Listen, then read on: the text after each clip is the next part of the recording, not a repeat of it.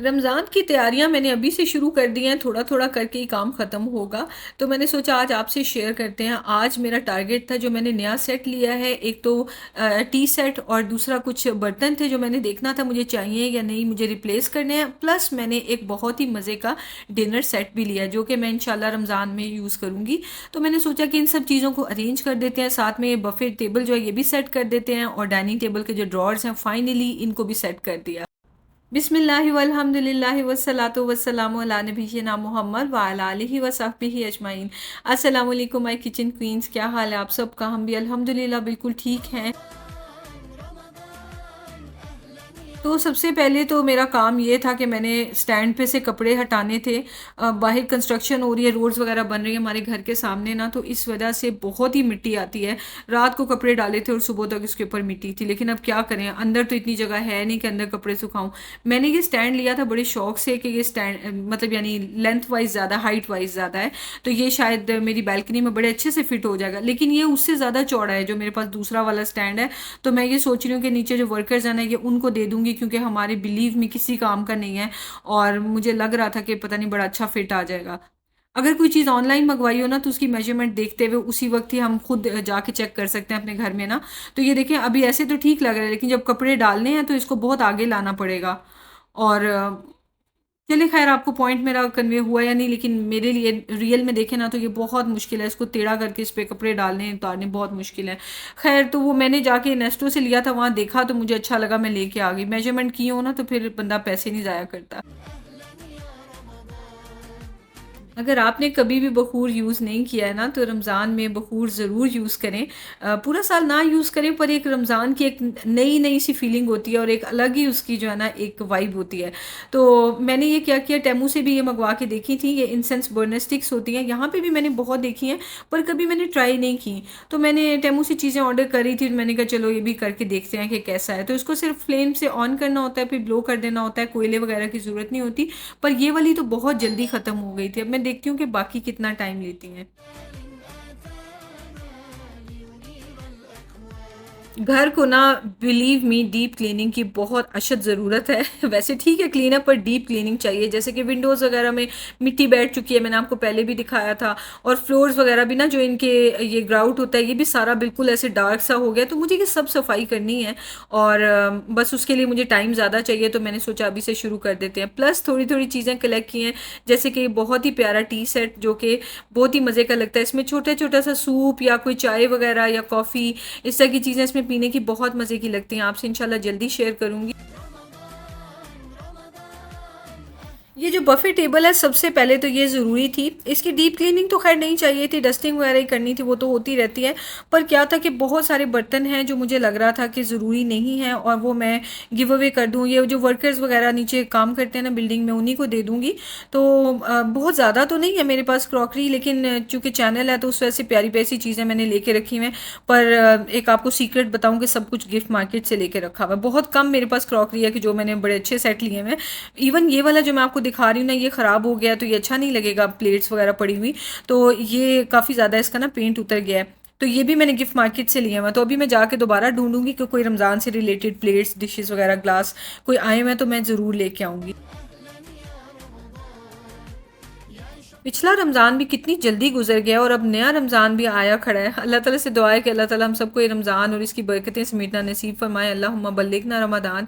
और इसकी तैयारियां भी शुरू करते हुए ना एक बहुत अच्छी सी फीलिंग आ रही है कि रमज़ान का महीना आने वाला है। और पता है, बरकतें ही बरकतें होती हैं उसमें, और टाइम में भी इतनी बरकत, और खाने में बरकत, हर चीज़ में बरकत होती है। तो अल्लाह ताला से दुआ है बस कि अल्लाह ताला हमें इबादत की भी तौफीक दें, और अल्लाह ताला हमें सीधे रास्ते पे कायम रखे। आमीन सुम आमीन। तो खैर, आपसे बातें करते करते काफ़ी चीज़ें मैंने समेट ली हैं। वैसे एक क्वेश्चन बहुत आता होता है रमज़ान में, जिस वक्त हम खाने वगैरह बना रहे होते हैं, तो उस वक्त ये क्वेश्चन भी आता है, और कोई लोग जो हैं वो कमेंट्स इस तरह के भी करते हैं कि सारा दिन किचन में लगा दिया, इबादत कब की है। तो आपसे भी ये कहूँगी कि अगर आपको ऐसा लगता है कि किचन में टाइम लगाना गलत बात है, तो मुझे ऐसा लगता है कि हम काम करते हुए अपने मुंह से इबादत करते जाएं, कुछ ना कुछ तस्बीहात करते जाएं। वो हमने एक जगह बैठ के जाए नमाज पे तस्बीह पकड़ के भी करते रहनी है, तो हम माओ के लिए वो तो पॉसिबल है ही नहीं कि हम इतनी इतनी देर बैठ लें। तो चलें, किचन में अगर आ गए हैं तो वो भी एक इबादत है, और साथ साथ जो है वो हम इबादत किए जा रहे हैं। हमारा जो है ना यानी फुल ऑन हम इबादत मोड ऑन है। वज़ू भी किया हो आपने, इबादत भी कर रहे हो, साथ-साथ काम हो रहा है, तो वो भी एक इबादत है। तो मुझे नहीं लगता कि किचन में काम करना बिल्कुल भी कोई गलत बात है या किचन में ज़्यादा पकवान बनाना, क्योंकि ये हमारा कल्चर है पाकिस्तान का। आई बिलीव इंडिया का भी यही कल्चर है। तो जो इंडिया से देख रहे हैं आप लोग ज़रूर बताएँ कि रमज़ान में आप भी बहुत ज़्यादा पकवान बनाते हैं अपने घर में, हमारी तरह पाकिस्तानियों की तरह, या आप जो है बस नॉर्मल जिस तरह पूरा साल खाना पकता है बस वही बना के आप लोग खाते हैं? कसम से ये भी मुझे लग रहा था कि बहुत बड़ा टास्क है। पहले मेरा प्लान था कि मैं किचन से क्लीनिंग स्टार्ट करूँ, फिर मैंने कहा नहीं, किचन में जो है ना बहुत ज़्यादा ही काम होते हैं, तो वो मैं बाद में देखी जाएगी, रैंडम जब जो दिल किया वो कर लूँगी। लेकिन पहले ये है कि बफ़े टेबल जो है ना इसको मैं अरेंज करूँ, ताकि और जो क्रॉकरी सेट लेके आई हूँ ना उसको भी वॉश करके इसमें रखूँ, ताकि ये सारे जो डब्बे वगैरह पड़े हुए हैं और एक पतीलों का सेट भी लाई हुई हूँ वो भी मैंने अभी खोलना है, तो बस ये जगह खाली हो जाए। तो ये जो क्रॉकरी सेट है ये मैं लेके आई थी नेस्टो से, और ये ग्रीन और वाइट है, और मुझे इसको देख के ना रमज़ान की ही वाइब आ रही थी, तो मैंने इसको बाय कर लिया। रमज़ान में मैं हमेशा डिफरेंट डिफरेंट प्लेट्स और ग्लासेस वगैरह यूज़ करती हूँ, तो इस दफ़ा प्लान है कि इंशाल्लाह एक ही ये यूज़ करूँगी, और बिल्कुल रमज़ान के थीम के हिसाब से बहुत ही माशाल्लाह प्यारा है। तो फिर मैंने सोचा कि ये, और ये महंगा भी नहीं था, आई थिंक ये लेस देन 100 दिरम्स का था।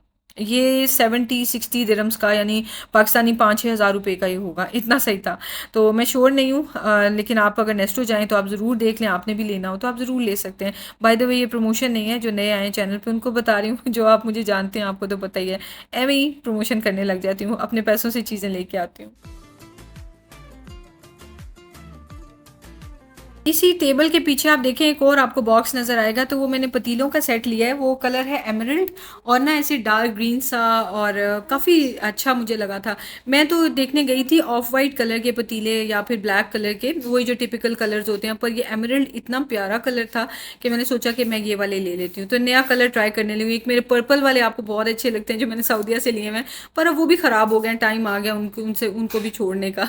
खैर, तो ये मैंने सोचा कि जो टेबल में रखने वाली चीज़ें हैं वो भी रख दूँ, और जो मैंने आपसे जिक्र किया था ना कि लेके आई थी कंटेनर्स, तो दूसरे कंटेनर्स हैं वो मैं गिव अवे कर दूँगी। तो मुझे आप में से किसी ने सजेशन दिया था कि कमेंट्स में कि वो कंटेनर्स को आप जो है ना पौधे लगाने के लिए यूज़ कर लें, तो आइडिया तो बहुत अच्छा था, पर प्लांट्स का भी मेरा प्लान नहीं है, तो मैंने सोचा कि उनको यूज़ करके ना तो इस टेबल में रख लेती हूँ, तो यहाँ पे जो चीज़ें रखनी होंगी तो टेबल के ड्रॉर्स में ईजिली ऑर्गेनाइज हो जाएंगी, मुझे कोई ऑर्गेनाइजर नहीं लेना पड़ेगा। कई दफ़ा अपने माइंड में ना चीज़ आती ही नहीं है, तो आपसे सुन के तो एक नया आइडिया मिलता है। तो बस यही है, मुझे अपने चैनल की ये बात बहुत अच्छी लगती है कि आप तो कहते हैं आप मेरे से सीखते हैं, पर मैं आपको हमेशा बताती हूँ कि मैं आपसे सीखती हूँ। तो बस यही है, एक दूसरे से अच्छी अच्छी चीज़ें सीखना मज़ा आता है।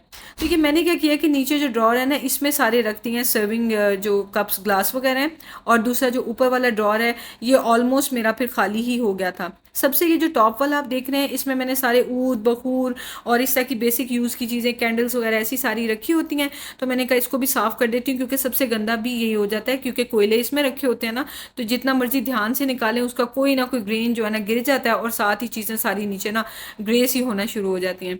तो ये है फिलहाल मेरे पास सारे बखूर, ज़्यादा नहीं है, पर ये कि जो हैं वो बड़े मज़े की, उनकी बहुत अच्छी स्मेल है, और साथ में ये कि जो ओमान से लिए थे वो भी रखे हुए हैं। तो ये देखेंगे मैंने वही ग्लास कंटेनर्स इसमें भी रख दिए हैं ड्रॉर में, ताकि उसमें चीज़ें ऑर्गेनाइज हो जाएं। मुझे लग रहा है स्पून्स की भी मुझे ज़रूरत है, क्योंकि जो ड्रॉर में किचन ड्रॉर में यूजुअल यूज़ के जो स्पून रखे हुए हैं ना वो अब ख़राब हो गए हैं, उनका जो प्लास्टिक है ना उसका कलर सारा हट गया है, क्योंकि ये हैंडल्स वाली लेती हूँ ना मैं ज़्यादातर, जैसे ये आप अभी देख रहे हैं, तो हैंडल और मेटल के दरमियान जो है ना प्लास्टिक होता है, लेकिन उस पर भी सिल्वर कलर हुआ हुआ है, तो ये सिल्वर कलर उतर के अंदर से ना ऐसे रस्टी सा कलर निकल आता है, कोई ऐसे ऑरेंज सा। तो इस वजह से वो देखने में अच्छी नहीं लगती, तो घर के लिए तो ठीक है, पर मैं सोच रही थी कि अब जो है ना चेंज ही कर लूँ, घर के लिए भी अब रेसिपीज़ वगैरह में वो यूज़ करनी मज़े की नहीं लगती, तो बस टाइम आ गया उससे भी चेंज कर लेने का। तो ये जो जितने प्यारे प्यारे से स्पून्स हैं ये वैसे आपको बहुत महंगे मिलेंगे। ये जो ब्लैक वाले आप देख रहे थे ना स्पून, ये मैंने लिए थे गिफ्ट मार्केट से 20 दिरम्स के, जबकि ये सेंटर पॉइंट पे 100+ में पड़े हुए थे। बाय द वे ये जो आप अभी देख रहे थे ट्रे और ये जो स्पून रेस्ट है ये मैं लेके आई थी ग्लोबल विलेज से। चीज़ें तो बहुत सारी उठाई थी, पर सोचा कि नहीं यूज़ कोई नहीं करनी, तो इसलिए जो यूज़ में चाहिए वही ले लूँ। खैर, तो उसके बाद ये बर्तन भी ला के मैंने तो डिश वॉशर में रख दिए, क्योंकि डिश वॉशर शुक्र है मेरा खाली था, तो सारे मुझे हाथ से नहीं धोने पड़ेंगे, ना ही जगह बनाने का वेट करना है। तो ये सारा प्लान करके मैंने किया था कि चलो सुबह सुबह डिश वॉशर को खाली कर देंगे और उसमें फिर ताकि ये बर्तन रख सकूँ। तो एक काम जो है ना वो ख़राब हो गया। हर चीज़ अच्छी थी इस ये जो सेट है इसकी, लेकिन ये जो डिनर प्लेट्स है ना इनका साइज़ ज़रा ज़्यादा ही बड़ा है। इस तरह से कि जब मैंने ये रैक अंदर किया तो ये देखें, ये ऊपर ना एक फ़ैन सा होता है, इसमें से सारा पानी निकलता है और ये सारे बर्तनों को धोता है, स्प्रे होता है पानी इसमें से। तो लेकिन ये सही से चल नहीं सकेगा क्योंकि वो प्लेट्स तो लंबी थी, तो ये फंस रहा था। तो इस तरह तो डिश वॉशर ख़राब करने वाली बात है। खैर, तो वो मैंने वहाँ से हटा दी और इनको मैं हाथ से धो लूँगी। बस ये 6 प्लेट्स ही हैं जो हाथ से धोनी होंगी। पता ही नहीं चला कि किस तरह इतनी जल्दी टाइम गुजर गया है, और काफ़ी काम था वैसे देखा जाए तो। खैर, उसके बाद ये भी काम मेरा ड्यू था। ये मैंने ना दुपट्टे वॉश किए हुए थे और प्रेस करवाए हुए थे लॉन्ड्री से, क्योंकि काफ़ी सारे दुपट्टे थे। ये ना घर में ही मैं दुपट्टे लेती हूँ और काम करती हूँ ना किचन में, तो इस पर ऑयल की छींटें गिर जाती हैं, फिर ये बाहर पहनने वाले रहते ही नहीं। तो मैंने सोचा कि वो मैं एक ही दफ़ा ना अच्छे से इनको वॉश कर लूँ और फिर लॉन्ड्री में दिलवा दूँ कि प्रेस वो कर दें, मेरा काम हल्का हो जाए। आप लोग अक्सर कहते हैं ना कि हाउस हेल्प आप क्यों नहीं रखती, परमानेंट यहाँ पे भी इजीली मिल जाती है। यस, बिल्कुल यहाँ पे इजीली मिल जाती हैं, लेकिन वो ये है ना कि ऐसे ज़हन में आता है कि मैं खुद इनएक्टिव हो जाऊँगी, जो काम है वो सारे खुद कर लूँ तो ज़्यादा अच्छी बात है, वरना फिर बैठे रहें सारा दिन। तो इसलिए मैं नहीं रखती हूँ। और बस ये इस तरह के जो काम जो मुझे बहुत ही लग रहा हो ना कि बर्डन है, वो मैं फिर करवा लेती हूँ किसी ना किसी से। जैसे हाउस हेल्प से हम लोग कोई काम करवा लेते हैं, जो आते हैं आज भी आना हाउस हेल्प ने, या फिर जैसे दुपट्टे थे ये मैंने प्रेस करवा लिए तो मुझे खुद नहीं करने पड़े। ये नीचे मैंने हिजाब कैप्स रखी होती हैं और ये सारे दुपट्टे मैंने यहाँ हैंग किए होते हैं। उसके अलावा कुछ मेरे कपड़े भी थे और वो भी मैंने फिर सोचा कि वॉश तो किए, मैं प्रेस करवा लूँ। लिटरली ना इकट्ठे होते गए हुए थे, और कुछ वैसे भी मैंने बैग में से निकाले थे, तो उनको भी वॉश करना था और फिर प्रेस करना था ना, तो मैंने कहा चलो ये सारा काम कराएं। और ये देखें इतनी बड़ी है ना, ये फ्रॉक मैंने मंगवाई थी तैमू से, तो मैंने इसको अल्टर भी नहीं करवाया, तो मैंने कहा चलो कोई बात नहीं, मैं ऐसे ही पहन लूँगी। और ये वो है जो मैं आपको दिखा रही हूँ, जो मैंने ओमान में पहनी थी, और ये है जिसके साथ बहुत प्यारी मेमोरीज़ हैं। ये हज़रत अय्यूब अलैहिस्सलाम के जो रोज़ा है मुबारक पे मैंने ये पहनी थी। तो बहरहाल बाकी ये सारे कपड़े वो है कि जो दूसरी कबर्ड में रखने हैं, बस ये भी मेरा काम हो गया। आज तो अभी हाउस हेल्प ने भी आना था, तो इसलिए मुझे ये था कि सारे जो मेन मेन सामने सामने वाले काम है ना वो हटा दूं, और उतनी देर में फिर मगरिब वगैरह भी होगी, नमाज वगैरह पढ़ के तो फिर मैं आ गई किचन में। वैसे तो चिकन बना हुआ था लेकिन वो बहुत थोड़ा सा रह गया था, तो मैंने सोचा कि आलू पालक बना देती हूँ। तो पालक भी ना मैंने अपना काम आसान करने के लिए पैकेट्स लिए होते हैं। जब घर पर कुछ समझ ना आए क्या बनाना है तो कुछ ना कुछ रेडीली अवेलेबल होता है जिसको बस आपने पकाना ही है। तो खैर, शदाद भी ऑफिस से आ चुके थे, तो मैं उनको कही थी कि कुछ बताने आए थे, तो मैंने कहा बस जल्दी जल्दी काम कर लूँ, तो बाहर आके बैठती हूँ, फिर चाय शाय पीते हैं और फिर बात भी करते हैं।